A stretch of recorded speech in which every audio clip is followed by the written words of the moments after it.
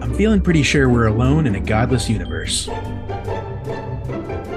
hearing our voices. It means it's time for It's This Meets That, the podcast where we watch the worst movies from trailer and credits, scene by scene. So you don't have to, but maybe you should. Yeah, man.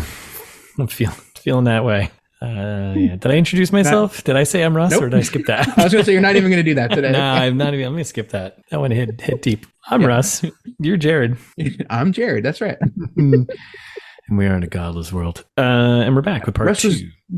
Just give me a pep talk, listeners, about how we got to be a little more high energy in part 2. So I'm bringing us down immediately with the godless talk. Yeah, no, that struck a chord. I'm ready to go drink now. Yeah, it's my fault. What does it matter anymore, right? Just specks of dust in the thing, right? No, it matters because the listeners right. are here to listen. They want to know how it ends. Do they? Yeah. According to all of our analytics, it doesn't seem like they do. So no, you definitely do. Anyways, you like part 2. We're back. We're back with part 2 of our full breakdown of the 2015 satire rom-com Accidental Love with James Marsden, Jake Gyllenhaal, Jessica Biel, Catherine Keener, Tracy Morgan, James Brolin. Yep, Kurt Fuller. The works. Yeah, it's packed. Where'd we leave off? We left off with Alice and our young congressman here, Birdwell, played by Jake Gyllenhaal, meeting in the hallway and getting on. Sex party. Yes, sex party. Congress sex party. So that's right. Which will come back to haunt you later when you have sex with random women in the Capitol. That's right. And they agreed for a little quid pro quo here of you help me get the moon base bill passed, says Birdwell. Yeah, and I'll help get you a healthcare bill. Hands washing hands, right? That's right. It's the biz down in the it's the DC. Swamp. That's how you do it. As they say. All right, so we're at a hotel. We're at the hotel with catching up with the Reverend Norman here. Some of it's from the trailer. You know, she's like, "Wow, this is amazing. How'd you get him to agree to all this?" And she's like, "It's not important. That's not so important how I did that." But you know, yep. Yeah. It's stupid. Yeah. I'd say this is probably this because this is right about close to no, we're coming up to halfway. We're not there yet, but yeah, it's like nothing has happened as we could have already told you. Like nail in the head meets the congressman. That's the whole movie so far. 30 minutes in, and then Keyshawn comes back. And he goes on about the security guard. Yeah, she's a painter. She painted his face on a wolf body. He's here to lead them. Yes, he kind of has a moment, and it's very much a Tracy Morgan. Like, all right, just let him run. Yeah, exactly. And he's by far the funniest person in the movie, I think. Like Kurt Fuller's got a couple good delivery lines too, but Tracy Morgan runs away with it. And I actually think Marsden had some good ones in the beginning, but then they just but the shtick keeps playing and he doesn't have anything good later on. But yeah, he starts out with some good ones. But I like kind of what he was trying to do with it. But so then we cut to the event for the moon base, whatever press National conference. I don't even know what this event is. Air and Space Museum or whatever, right? Yeah. It's just crazy. So then we get Keyshawn, the Reverend, security girl. We get the team together. They meet Birdwell, right? Yep. And Alice just keeps asking about the moon base and like, how is that going to help us like right now, right? Right. And of course, Birdwell can't answer because it's all bullshit. He's just like, well, it will help us now because don't worry about it. We won't get blown up, and we'll be on the moon. And that's good, right? And then we run into the Girl Scout squaws, right? They're there supporting the moon base, because they're a big push in the they make the Girl Scouts to be this like big like lobbying powerful organization, which I guess maybe they're a stand-in for the Boy Scouts of America, which is a powerful. I mean, the Girl Scouts are too, I guess, but like the cookies, man, it's all about the cookies. Yeah, I mean, I think involving them in this fight is not fair. Like there are plenty of things to criticize both organizations about, but I don't think it's about their healthcare, or they're like trying to get things passed in Congress. Like they don't do a lot of lobbying, I don't think. I don't know what they do with the cookie sales other than just frustrating. Yeah. But we get our first speech from Marcia, the leader of the the crew here, and basically she just like runs through a bunch of stuff about the moon base and ends it with moon base rocks, booyah. It's like, nice. All right. Okay. Yeah. And then we get Alice does she does a little speech, right? One of many from this point forward speeches that she gives. Yes. And it's very convincing, and everyone's behind her, and everyone's like, wow. And she's like, yeah, we got to do the moon base thing. And it's kind of a success. Well, right? Yeah, it's like convincing in the worst way. And that's where I think, it's trying to be satire again, where it's like, we need the moon base to fix the nail in my head because that'll make the moon like one of our states. And like goes on a bit about just being stupid and closes with, rock on moon base. So then, then she tries to give Howard a kiss, and he's like, no, we got to keep that, blah, blah, blah. Can't be getting shot on camera with that stuff, right? And then they go get some 40s. That's right. We all agree. Let's go get some 40s. And then you had some interesting ads. I immediately got an ad that was like, don't drink and drive. That seems reasonable. Yep. I was like, good targeting. Hey, nailed it. Yeah. Oh, I didn't mean that too. Jesus. Yep. Oh, boy. Yuck. So they're all at the hotel. They're back at the hotel, and they're just crushing 40s. Have a party.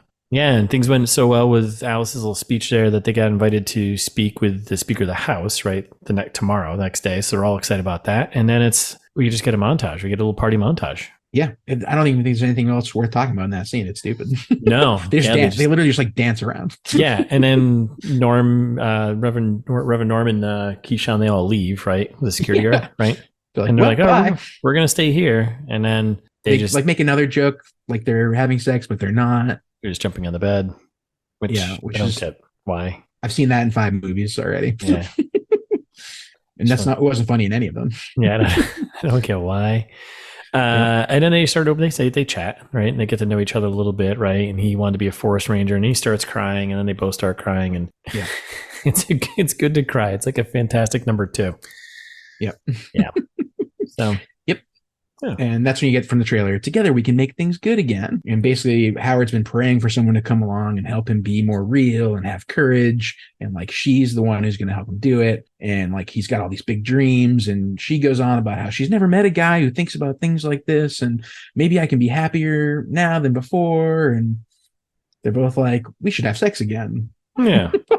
And then they just wake up the next morning, right? And she's like very excited that the bill is going to happen. Like but that's not the scene is set, because then Birdwell's like, womp womp. Yeah. We were basically at the halfway point here. We get to the Speaker of the House's office, right? Played by James Brolin, hanging out, and he's eating chunky bunks, throwing back chunky bunks, like it's crack. That's right, and they are some kind of peanut something or other, I think. Yeah, and this whole scene's just like, I don't know, it's just like goofy shit happening. And the speaker, he's like trying to take credit for the moon base, and Rep Hendrickson, she's there, and she's like, oh yeah, of course, now it's your moon base. So first it was my moon base, right? Yep, the moon base was my dream. And meanwhile, the Speaker of the House here, James Brolin, he's having issues with the cookies. Slowly, he's like starting to cough, and kind of like it's building and building and building, while everyone's kind of ignoring him. And it kind of keeps building, and the Shakira joke goes on for way too long again, and he's still getting sick.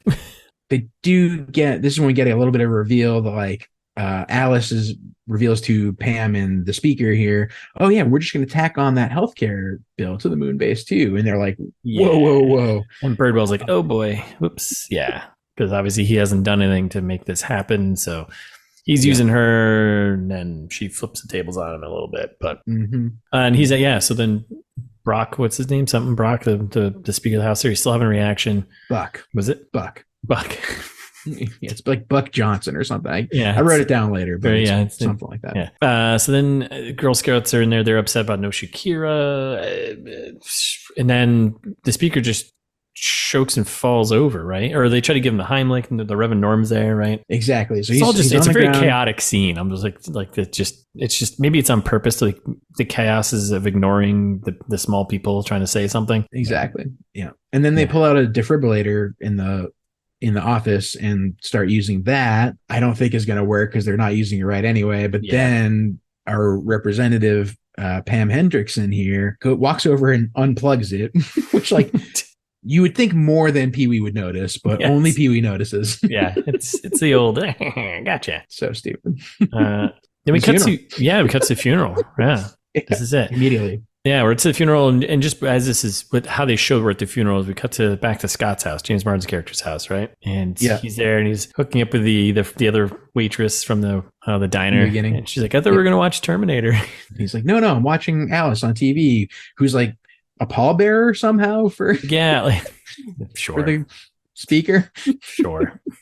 Yeah. And again, it's from the trailer. He's like, oh, there's like a 70-30 chance I can't get over Alice. So just keep that in the back of your mind. Current girlfriend. I love the line, your numbers are garbage to me. Yeah. Oh my God. So then we get to the church. We're at the funeral here, right? Yep. And we get some throwaway from Representative Hendrickson. She's like, well, if that defibrillator hadn't broken, and you're like, no, he choked to death for sure. Yeah. And then we get like Birdwell confesses that he cares about Alice here, right? But that like getting her law passed would be like impossible unless something dramatic or something crazy happens, right? Something over the top. Yep, exactly. So then Alice makes a scene, right? Yeah, exactly. Did I miss anything before that? I mean, I guess there's a little bit. So there's like the bit about back when she's talking about the, he choked to death thing. It's to Pee-wee. And this is when we get the reveal that Pee-wee saw her. And he's like, oh, I know you're in on this. I'm uncomfortable with the murder we committed. Yeah, that'll come back later. So, and then that's when, the only thing coming out of that Howard and Alice conversation, I think, was about his major surgery voucher, which is like, I don't think that's a thing. maybe it is. I don't know. Who knows? If you know, let us know. And then Alice she goes on and makes a big scene, like, and does another huge improvised speech about how great the Speaker of the House was, and everyone's cheering behind her. And then she's getting the crowd. American hero. You win the crowd. You win it's very gladiator. It's very gladiator, right? Exactly. She's like, the widow is like in love with Alice. Yes. They're like hugging. I'm going to tell the truth about your husband, about Buck. Yeah. Right. Yeah. And then we get another epic speech from Alice, and she drops in between this epic speech about making Buck sound amazing. She drops in the whole nail in the head situation. Yep. And then that Congress would, pay to have her removed and like. And then she caps it off with, I want everyone to know his last dying words. He said them to me. He said, Alice, if a congressman had a nail in his head, Congress would pay to have it removed. Why can't you and all Americans be shown that same human decency? Forget about the moon base. Let's pass the emergency healthcare law instead. Is literally what she says. And then the widow's like, it's true. I knew he had it in him. He's a big-hearted man. And the whole crowd's in tears, whatever, right? And then, the crowd's, she's got the crowd with her. And then as soon as she steps down, it's just chaos. News crews come out of nowhere and right in her face. I do love some of like the throwaways from like some of the people in the crowd. They're like, yeah, let's do it for Buck McCoy, his dying wish. Like they do that a couple times. You just have someone like the random off screen like person like yelling like, yeah, for Buck. Yeah, she just gets hounded and Birdwell takes off, but right before after she comes off, like he takes off because he's kind of a bit of a coward for the entire movie. And then we're in the back church room where she finds him and she's like, oh, they both say like they think they love each other. And then they have a long talk about how like, who's the better liar? You taught me how to lie to get what I want is what she says to Howard. It's not a very good scene. Then like Norm and Keyshawn show up and they're like, yeah, everything's going great. But that's when the Girl Scout shows up and says, actually, Representative Hendrickson wants to see you. Yeah. And Pam wants to play rough. Yeah. And again, Howard just kind of becomes a coward again. He's just like, I don't want to do this. Yeah. He's like, I don't think I want to. Well, he says, I do want to do this while he opens the window casually. And and like kind of just jumps out the window. He's like, I swear on my life, I'll be there. And then just jumps out the window. Okay. All right. It's that kind of movie. That could be good times, Beach Boys. Yeah, it's kind of funny. Oh my goodness. So then, he takes off, and then where are we in? We're in some other room, and we got. We cut to the Girl Scout meeting where everyone's bummed about Shakira. I was like, this isn't real. We should support Alice. She's anti that woman who took Shakira away from us. It's like a weird round table thing, like some hidden group of like all the girls. Squawks, head people. Yeah, it's like Girl Scout Illuminati or whatever. Yeah, I don't know, like Like if your face is badly burned in a s'mores accident, shouldn't that be covered? Like, and that's when they reveal their new idea is this to raise awareness, the Alice nail in the head cookie, which is soft and non-chokeable. Yes, it's a cookie with like a little nail looking thing in it. Yeah, It's nice. I'd eat them. Yep. And then we cut to like a cookie selling montage after that. Yeah, because they're like, yeah, we'll sell these new cookies and it's going to raise money to get to support her and get the nail out of your head, right? Well, I think it's to raise money for awareness for the law. Oh, is that what it was? Okay, yeah. They probably just would have raised the money faster if they just sold cookies to get the nail out of her head and call it a day. Yes, definitely. Anyways. And that's kind of actually that is important too, because they do say that at points, and they're like, "Oh, we can just fix you," and she's like, "No, it's bigger than me." And then where it all ends is just being her anyway. Just being her anyways. Yeah, it's stupid. So we had a quick roller skating montage of them dishing out cookies to people. Yep. It's like 2 seconds. Yep. And then we got a hallway walk and talk here with Pam Hendrickson, right? And they're trying to figure out how to like shut Alice sit down, and then like they go into an office and they're watching footage. Yeah. And he's like, well, we could kill them. And then there's like a viral commercial that the Girl Squads did. Oh yeah, it's pretty funny. It was pretty funny, and it's like a video of them, joke video of them do it like about healthcare, right? And like, how are we gonna do this thing? And like they stab one of the girls, and there's like blood spraying everywhere, and like she's hemorrhaging, but at least we have a moon base. It was kind of funny. And then Hendrix is like, we got to find something on these girls to, shut them down, right? And then she's like, wait a second, reverse the video, right? And she scrolls the video back and she sees two of the girls as they're doing the video, like holding hands. Yeah. She's like, they're lesbians. And then it immediately cuts to like a fake like smear ad for like against the Girl Squads, right? Horrible. Some people want to raise taxes, and it's very on point. It's very on the nose. Maybe because they're lesbian cult, like stop the gay poison. It's like this whole thing going on. Yeah, say no to the catastrophic care bill or whatever it is. Right, exactly. Yeah, and then it cuts to like we're like now get the Girl Squads camp, which is I guess right out front of like the Congress, like in DC, which you don't know until the end. Yeah, stupid. And Alice is talking about how she needs to find more support, and then that's when the Girl Scouts are like, "Oh, your boyfriend's here," and she's like, "Oh," she's excited because she thinks it's Howard, but it's Scott. Scott. Bum, bum, ba-dum. And he goes into a whole thing about how I wasn't here for you before, but now I'm here for you. Now, like, I think I want to support you. And basically she's like, no, you're not. Like, you're here from Pam, right? Yeah. You're not a good liar. Yeah. And he's like, I need another shot. And she's like, the whole scene's stupid. It doesn't make any sense because he admits that he is sent there from Pam. Yes. But then he's like, oh, so we should get back together. You know, like, yeah. This point on, Scott's character just makes no sense to me. Because, like, why is he still with them? Why is he helping? What does he do? He's like kind of helping. He does help, actually, kind of majorly. And then he's still lingering around afterwards. Like, I don't get it. I don't either. So, long story short, he offers to find Birdwell because they've lost track of him, right? Birdwell's hit the road because he's a bird. He's a coward. And they need someone in Congress to help get this bill going, right? And Scott's going to activate the Brotherhood of Troopers to state troopers to help find Birdwell wherever he is. He tracks him down, right? We get a couple quick shots. So this is going to sound really disjointed because this must be where the movie just got cobbled together, I feel like, or maybe even earlier, like maybe close to the halfway point, which we've already passed. But he's like using his brotherhood of the troopers there, whatever, to find Birdwell, and he pulls into the woods and finds on a motorcycle he's driving around. Yeah, and he finds like a line of the cars, whatever, and finds his aide or something. He's like, hey man, where's Birdwell? And he like walks him out of the woods, and he's doing some spiritual ritual thing where there are a bunch of other guys with their shirts off. Yeah, it's like a retreat thing. Like all these guys have torches and spiritual workshop, right? Yeah, right, exactly. I was like, what is this bit? What is this? What is this? I don't know. It's not funny.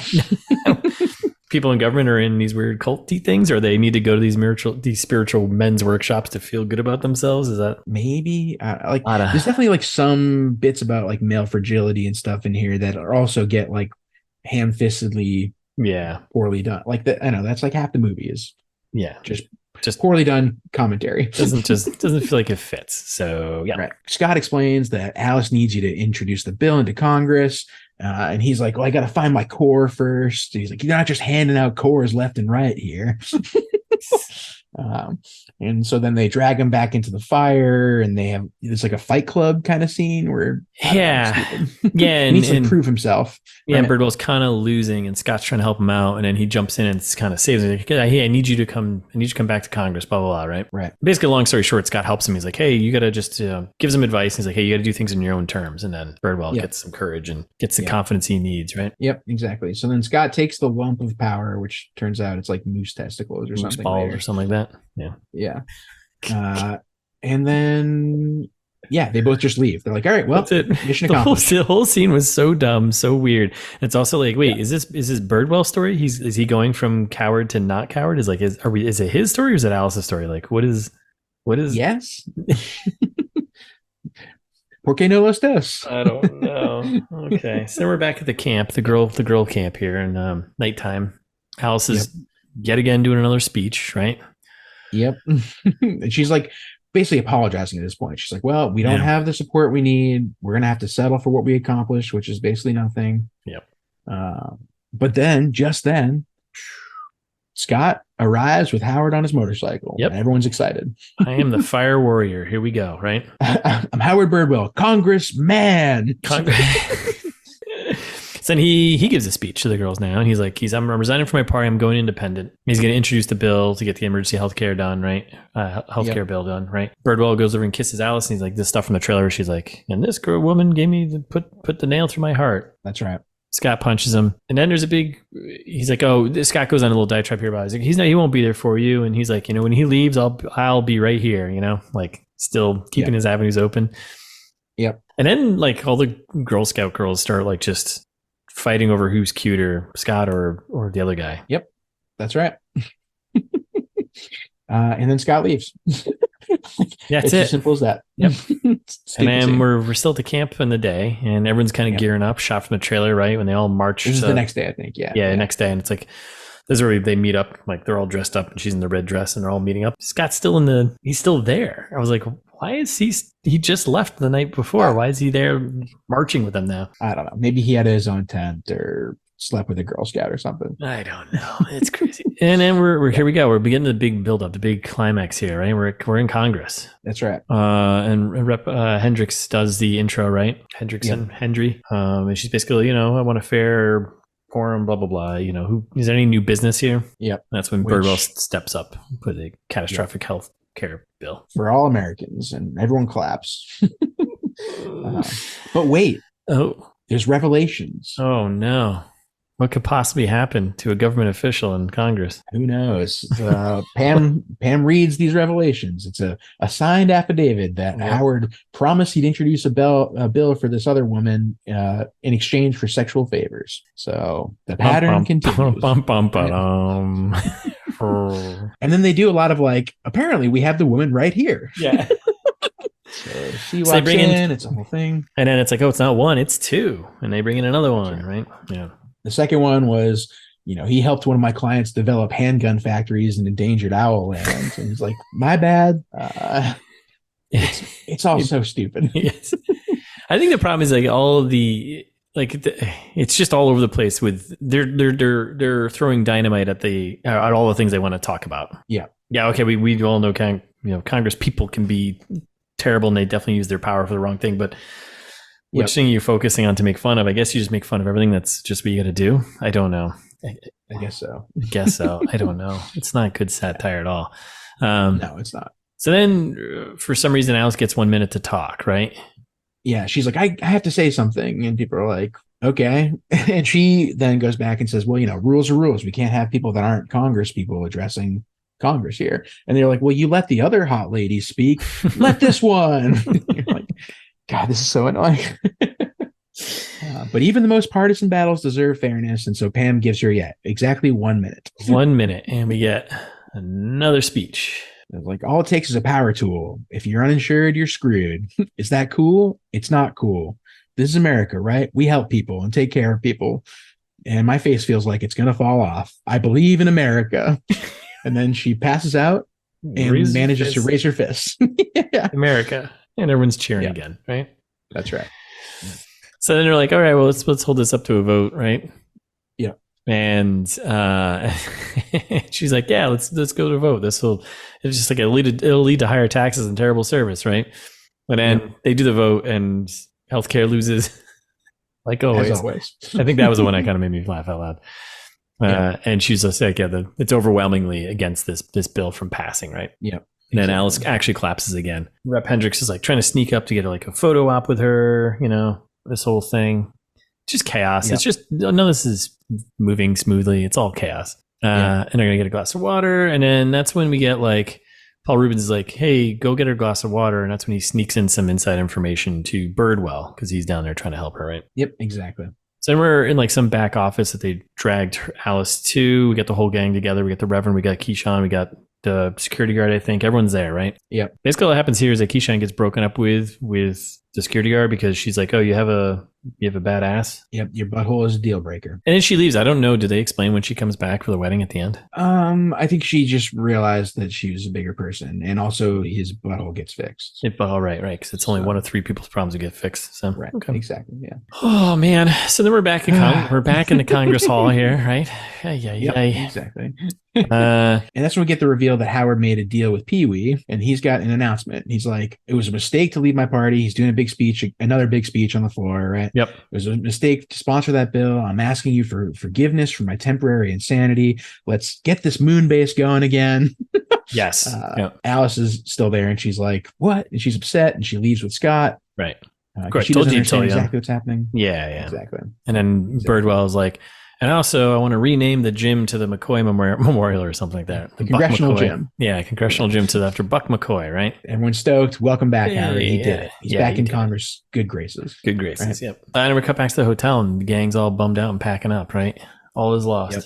And news comes on as they're packing up, and everyone's sad. And we get a news report that a sneaky bill was dropped in the renaming of the gym for Buck McCoy. Howard pulled a little, no one reads these things. Let me sneak in some things in here. Parts of the healthcare bill. 5 very specific things. It's like the having a s'mores accident. Yeah. It's having a nail in your head. It's having a prolapsed anus and taking experimental dick pills. I'm like, that's it. And everyone on the news is like upset because this has opened the door for socialism in America. Yes. He snuck in as a writer and just covers all their issues. So, and then he gives his redemption speech on the news, right? And he's basically kind of like, I'm out of a job though. So, but it was all worth it to help Alice and her friends. And everyone's like, oh, he's not a traitor anymore. And they're like, oh, is this why you're back? You're right outside their hotel? Yeah.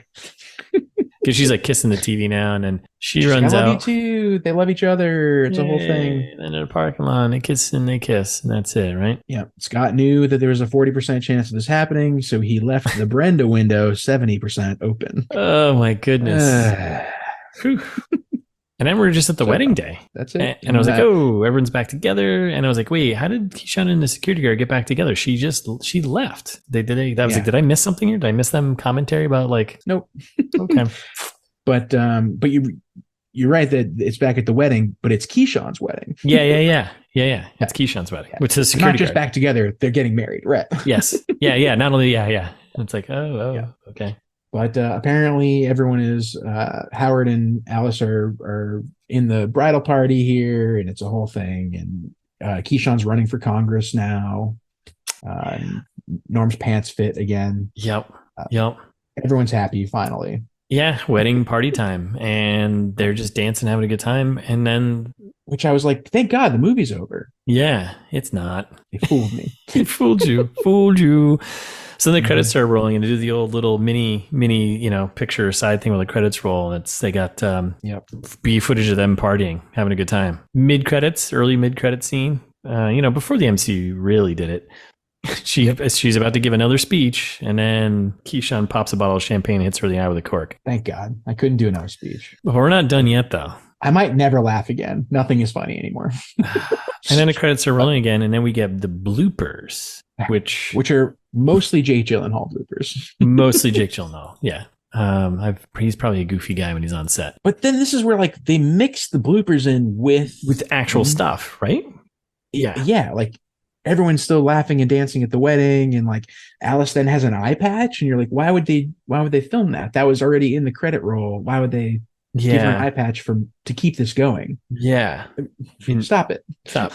And also, why are they celebrating so much when the whole point was healthcare's? Yep. And so then there's more dancing, and then Howard and Alice kiss, and then finally the end arrives. The end arrives. The end is nigh. Yeah, total nightmare. So holy smokes. I think if I were to start ameliorating this one, I think I would go back in time. I was just gonna say 2008 and just pull the plug. Just be like, you know what? Stop Al Gore's daughter from writing this book somehow. I'll be like, look, there's going to be a thing called the Affordable Care Act in a few years. You don't need to do this unless go like do global warming stuff. Like that is still important. Yeah, it's going to be the next big problem. And there's still a lot no of one's done anything with that either. No, we got a lot of problems. Yeah. So make it about something that matters. Don't take a 7-year hiatus on a movie and then pretend that the message still rings true. Yeah. Yeah. Oh God. Yeah. I think that's about all you can do. I mean, other than that, like pick a tone. Like, what is it? Is it a rom-com with comedy, or is it straight up satire? Like the shift halfway through the movie to it becoming more of a rom-com thing. And honestly, Jake Gyllenhaal's character was still just like, he's still a coward. I'm not giving him this. He's not getting this. Yeah. Unlikable. Oh God. Yeah. What else? Rewrite it entirely. Come up with some funnier jokes. Doing this slapsticky 1950s kind of thing was weird, cartoony thing. They had the sound effects for things like the wolf picture, like, oh, like I'm like, why are you doing this? Where is that coming from? Why are we doing this? You can definitely tell two different people came in and kind of put their own spin on something, and it just wasn't working. The cast was great. Like listeners, again, we usually will tell you whether or not it's worth watching. This one's definitely not. Don't waste your time. Even if you like all these actors and you're like, oh, maybe I'll think it's funny. Jared and Russ are probably wrong. We're not. No. Yeah. Spend your time learning about, what you can change in the healthcare system, or, maybe do something like that, and then go vote when you need to go vote, or I don't know, do something more important like that. Write a letter to your congressperson, or, go donate to a worthy charity, whatever you want. Just while you're listening to this podcast, though, while you're listening to of course. I mean, come on. Yeah, someone's got to keep the podcast lights on. So right. But yeah, I don't know if there's anything. Honestly, this is a mess of a movie. This is an absolute mess of a movie. I don't think there's any like little things you could just be like, oh yeah, this is what they should do this movie. It's just like, just scrap it entirely. Or I mean, I don't even know if David or Russell, if he completed the entire thing, if it would have been good. It might have been a little more coherent, maybe, but you can definitely tell when someone else took over and just slapped something together, because it was just chaos and there's not much you can do. So. Put this movie back in the trash. Yeah. Not that commentary about healthcare systems and stuff that is wrong is not important. It's important, but do better, because you make the rest of us look like fools. Exactly. And Big Pharma wins again. Big Pharma wins again. I wonder if they like went in there and were just like, yeah, you're not making this movie. Here's a bunch of money to someone else, and they pulled the money, and then they're like, we're not making this movie because someone caught wind. Maybe. Yeah. So 2008, right? Anything could happen. Big Pharma wins. Okay. Is that it? I think we're done, right? I think so. Hit the nail on the head for this one. Yeah. Close it out. Yeah. All right. Well, thanks for listening. That's it. We'll be back next week with a new movie. Meantime, follow us on Instagram. It's This Meets That. ITMT Pod on the site formerly known as Twitter. We're on YouTube. Subscribe if you're listening, and share us with a friend. Or write a review online and tell strangers how much you like us.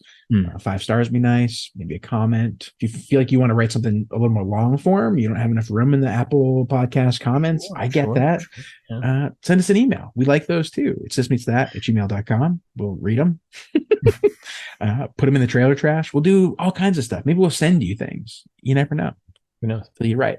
Or you can go to our website where you can find all of the whole ITMT back catalog, like 200 and coming up on 250 episodes pretty quick, I think. Yeah. Very close. A lot of content. T-shirts, info on Russ's book, I think, maybe somewhere on there. The post by Russ Capasso. Look for it. Go get it. Go do it. It's thismeetsthat.com. Check it out.